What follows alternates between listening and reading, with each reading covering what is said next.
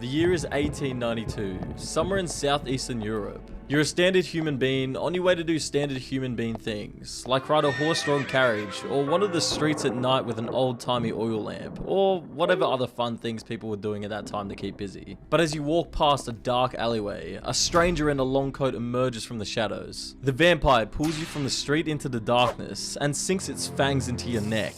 That is your last living moment. Your life might be over, but your death has just begun. The transition from human to vampire must begin with your actual clinical death. Becoming a vampire is not just a simple blood exchange or magical transformation. Your heart stops beating, your lungs cease to draw breath, and for all medical purposes, you are deceased. Then reanimation. But reanimation isn't immediate. Traditionally, it takes 3 nights for the process to complete. During these 3 nights, your body undergoes excruciating changes that, thankfully, you're not conscious to experience. Your organs rot as they're no longer needed. They literally melt away, leaving behind a sulfurous goo. Your blood clots up and is gradually replaced by the vampiric essence that infected you. Your skin becomes pale and cold, losing its natural elasticity and warmth. Your canine teeth elongate and sharpen, transforming into the fangs you'll need for feeding. When you finally awaken on the 3rd night, the sensory overload is overwhelming. Your senses are heightened to supernatural levels. Sounds that humans can barely register now boom in your ears. Smells become so intense that they can physically repel you.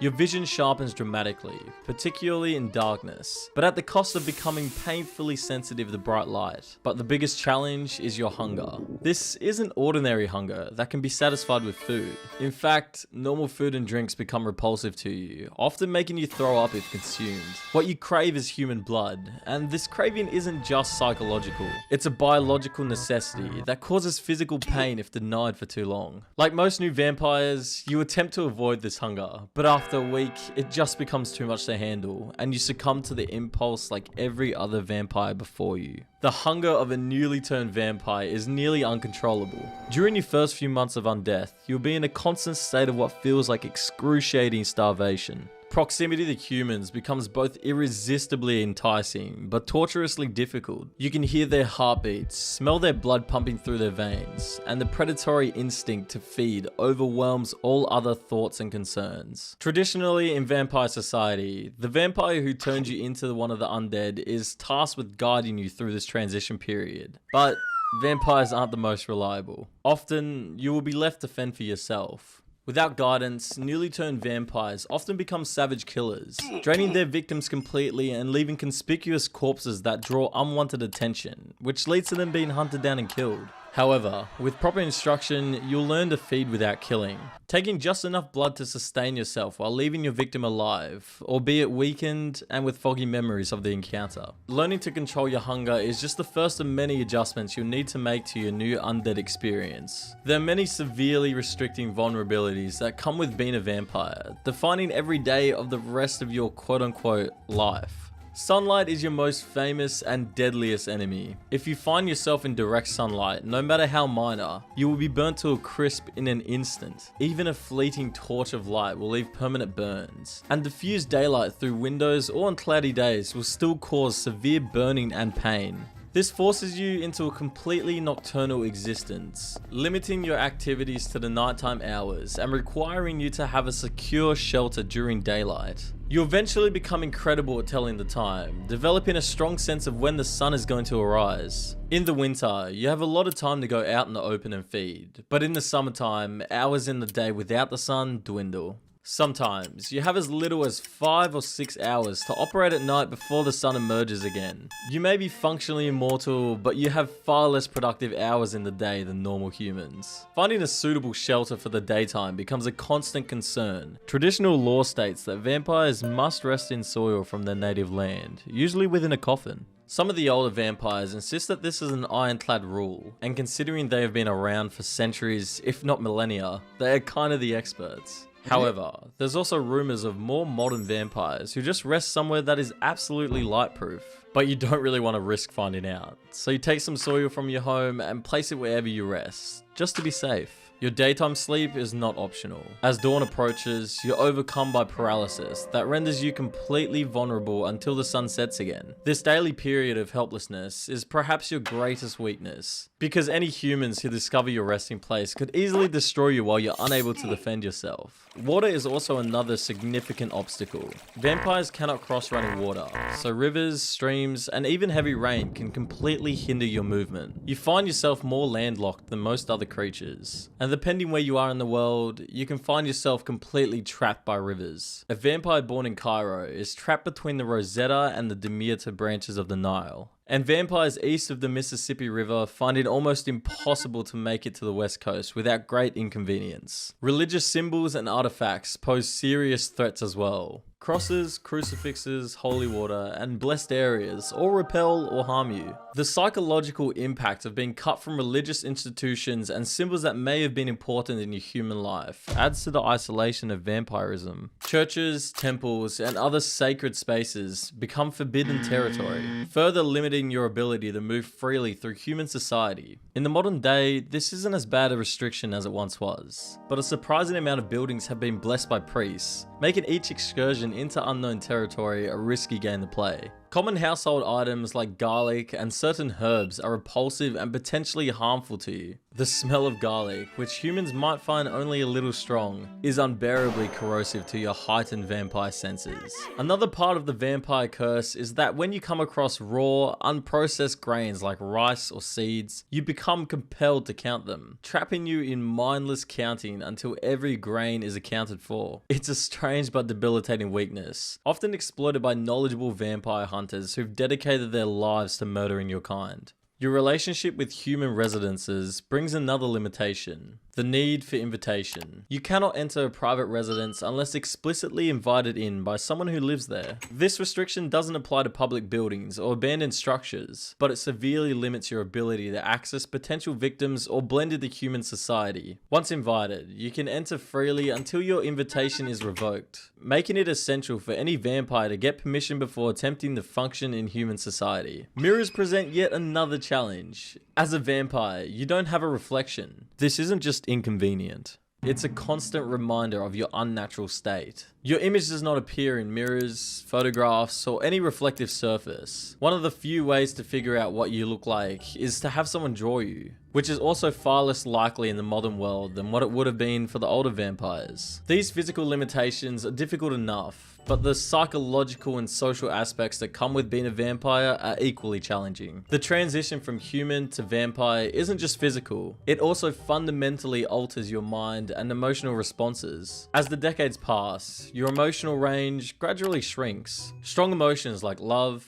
empathy, and compassion become increasingly difficult to access, while predatory emotions like hunger and dominance intensify. This emotional transformation isn't immediate, but progresses slowly, meaning you'll still remember what it was like to feel human connection, even as it becomes increasingly foreign to you. Becoming a vampire changes the way you see people. Everyone around you turns into either a potential meal or a curiosity. Even those you once loved aren't just friends or family anymore. They're food sources, whether you like it or not. It's hard to have real relationships when there's such a messed up power imbalance. A lot of vampires end up keeping their distance, quietly watching certain humans from the shadows, maybe feeding on them now and then, without ever letting them know the truth.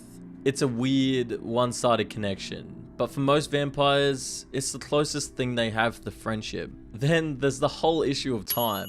While you stay exactly the same, the people you knew in your old life grow older and eventually die. Your family, your friends, they all fade away. And it happens so fast it barely feels real. You can't even go to their funerals. The sun won't let you, so you're stuck mourning them from the sidelines, never really getting to say goodbye. Time starts to feel different when you're immortal. Decades blur into years, which blur into centuries, especially since your nights are so much shorter than the daylight hours you have to avoid. Human worries and short-term dramas seem to be pointless, and urgency becomes a foreign concept. You might spend years just lost in thought, only bothering to resurface when you need to feed. The longer you live, the more detached you become. And before you know it, you're thinking less like a person and more like something else. Your relationship with your maker adds another layer of complexity to your undead existence. In most vampire traditions, a maker has absolute authority over their fledgling, kind of like a parent-child relationship, but with a much darker twist. In the beginning, you have no choice but to obey them, and stepping out of line can mean serious consequences. That power dynamic doesn't fade either. Vampire society runs on strict hierarchies, where the older you are, the more power you hold. Younger vampires are expected to show respect,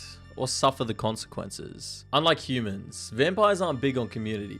Most prefer to stick to themselves, or stay in small, controlled groups, usually just the maker and their offspring. When larger gatherings do happen, they're tense and dangerous. Too many predators in one place is a recipe for disaster. Some vampire, quote-unquote, courts do exist, but they function more like authoritarian regimes, where strict rules are brutally enforced to keep the chaos in check. The rules governing the creation of new vampires are particularly strict. Turning someone into a vampire isn't something you can just do on a whim. It's a big deal. Too many vampires mean more competition for food and a higher risk of humans catching on. And that's why most vampire societies have strict rules about it. If you turn someone without permission from the elders, you're not just in trouble, you're dead. If you ever want to create a companion to share eternity with, you'll have to jump through a lot of political hoops and play the vampire power game just right. Even if you get permission, choosing who to turn is a huge responsibility. This person is going to be tied to you for decades, maybe centuries, and everything they do reflects back on you. If they screw up, break vampire laws, or attract too much attention, you're the one who pays the price. That's why vampires are so careful about who they bring into the fold. It's not just about having company, it's about survival. Then there's the more moral side of it. Turning someone means dooming them to the same existence you're stuck with. Endless hunger, isolation, and watching the world move on without you. A lot of older vampires refuse to do it, knowing firsthand how heavy immortality can be. The ones who do usually pick people who are already dying or suffering, convincing themselves they're offering mercy. Others, they just enjoy watching their creations struggle, treating it like a cruel game. Eventually, you'll have to decide where you stand in all of this. Because if you don't, you'll end up an outcast. And in the vampire world, being completely alone is a dangerous thing. Drinking human blood comes with a whole mess of ethical dilemmas. Unlike wild animals that hunt purely on instinct, you still have enough of your human mind to know exactly what you're doing, and what it means. Every vampire deals with this in their own way. Some only feed on willing victims, using their powers to mesmerize them into compliance, convincing themselves that it's some form of consent. Others justify it by targeting criminals, or those they see as deserving. A few older vampires have even adapted to survive on animal blood, even though it's not as nourishing, requires more frequent feeding, and earns them the scorn of more traditional vampires. No matter who you choose to feed on, the act itself is always intense. Vampire saliva dulls pain and floods the victim's system with euphoria, making the experience disturbingly pleasurable for them. Some even seek you out for it, just to experience the high. But no matter how much they might enjoy it, the reality is the same. You're using them to survive. Modern technology only complicates things. Blood banks might seem like an easy solution, but hospital security systems make it risky, and the preservatives used in stored blood make it less satisfying.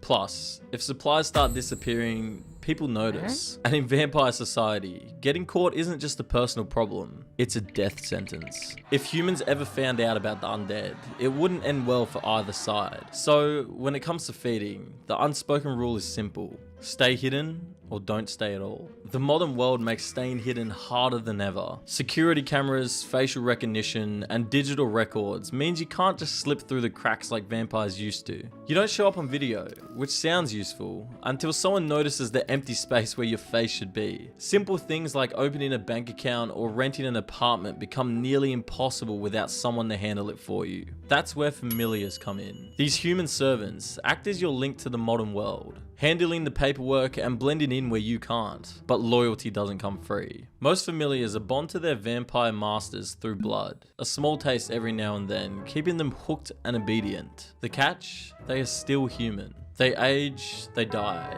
and every time you bring in a new one, you take a risk that they'll betray you.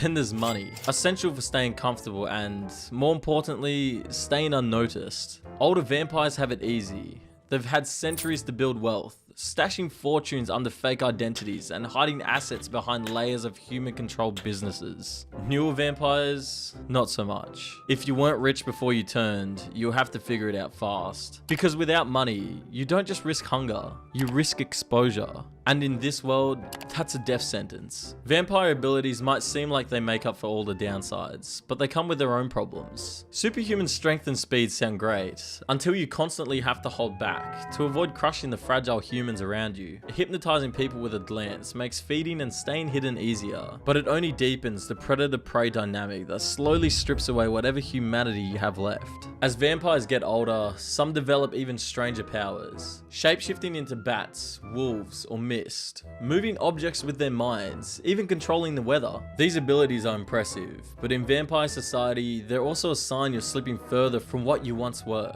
Some embrace it, reveling in their inhuman nature. Others feel uneasy about the fear they inspire, knowing they're becoming something unrecognizable. But the real curse of vampirism isn't the hunger, the isolation, or even the danger.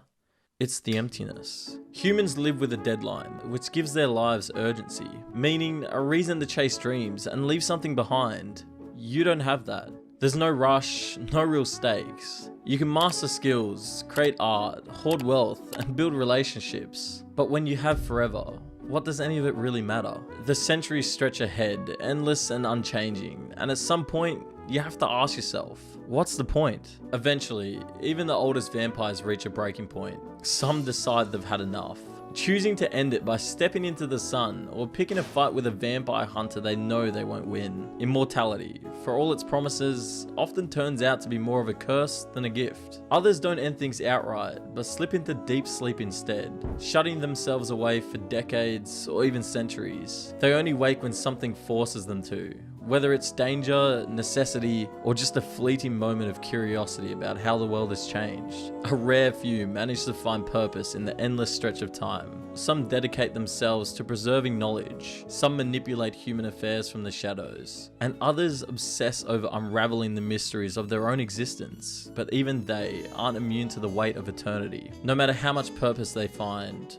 there are always stretches of time, years, sometimes centuries, where the emptiness takes hold, and they're left wondering if anything they do really matters. You'll have to face the same choice as every vampire before you. If you haven't been hunted down or killed by then, you'll hit what some call the ennui, that creeping, inevitable point where immortality starts to feel unbearably empty. This existential period is the defining moment that separates the adult vampires from the elderly vampires. Some vampires try to fill the void by surrounding themselves with younger vampires and loyal familiars, building their own little empire of the undead, while others search for a cure to vampirism itself. But in the end, vampire society is so closed off, so detached, that you can do whatever you want, but you know that one way or another, it won't make much of a difference.